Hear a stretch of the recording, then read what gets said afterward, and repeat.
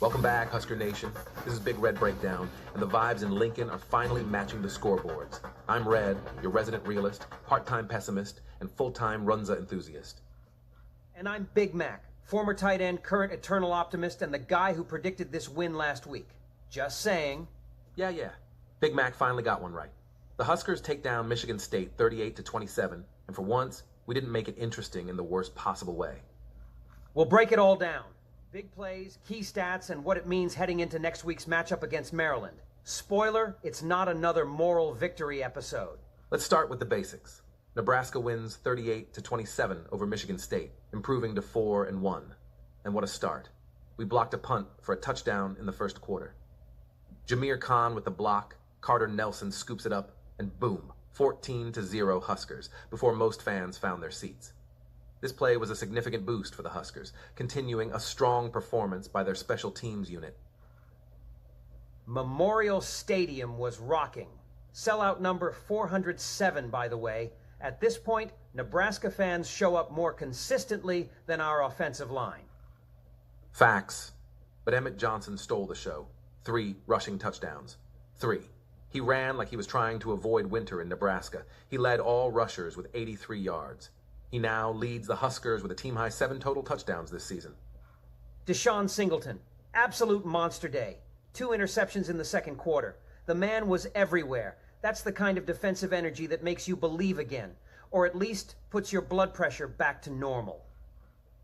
The numbers tell the story. Not flashy, but efficient. Only 261 total yards, and we still put up 38 points. That's what happens when you add special teams, touchdowns, and turnovers to the mix. Exactly. We didn't need Dylan Raiola to air it out. He threw for 194 yards and managed the game perfectly. No panic, just poise. And now over 4,000 career passing yards. Welcome to the club, kid. The defense continues to be elite.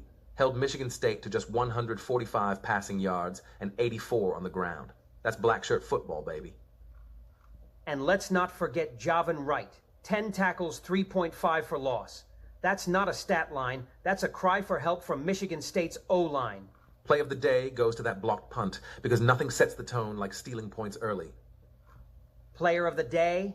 Easy. Emmett Johnson. 3 touchdowns. Energy all game. If this keeps up, he's getting free runzas for life. Final thoughts on the game? We didn't just win. We handled business. Controlled the tempo, forced turnovers, and reminded the Big Ten West that Nebraska's not dead yet. Not dead, just defrosting. All right, next up. Maryland. 4-1 overall, sneaky good offense, and a quarterback who loves to sling it deep. Tualia Tagovailoa. If the name sounds familiar, that's because it should. Yep, little brother of Tua. And he can play. Maryland scores points in bunches, but their defense... Let's just say they make every game interesting for the wrong reasons. Maryland lives and dies by the big play. If Nebraska's secondary can hold up and Singleton keeps ball hawking, this could go our way. Let's break down the corn keys to victory. 1. Establish the run. Don't abandon it just because we scored off special teams last week. Get Johnson going early. 2. Pressure Tagovailoa. Make him uncomfortable. Hit him early, hit him often. 3. Win the turnover battle. You saw what 3 picks did last week. Turnovers are how this team wins. And here's my bonus key. Don't let Maryland hang around. They're dangerous in the 4th. Finish what you start. No more almost moments. If we get up early, I don't want to see conservative play calling. No prevent defense, no milk the clock nonsense. Play like we're trying to make the playoff, not just a bowl. Yeah, I want fireworks. I want touchdowns. I want another blocked punt, if we're taking requests.